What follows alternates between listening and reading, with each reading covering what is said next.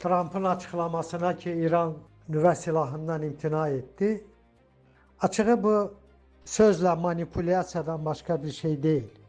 İran bütün zamanlarda resmi şekilde beyan edip ki tabi lider Ali Ruhani Ali Xamneyi'nin fetvası var ki İran hiçbir zaman nüvə silahına malik olmayacak ve bunu İslam'la əlaqələndirirdiler. En azından sözde, görüntüde bu belədir.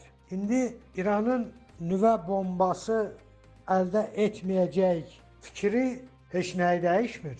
Yani İran evvel de bunu deyirdi. Bunda sual olunur Trump'a ki ne değişti ki?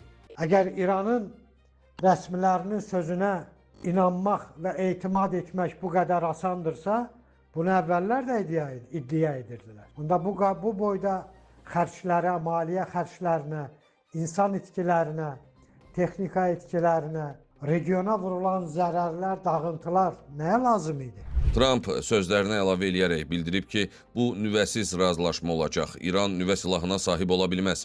O, Pakistanda, İslamabadda yeni danışıqların bu həftə sonu keçirilə biləcəyini və lazım gəlsə özünün ora gedərək sazişi imzalayacağını bildirib.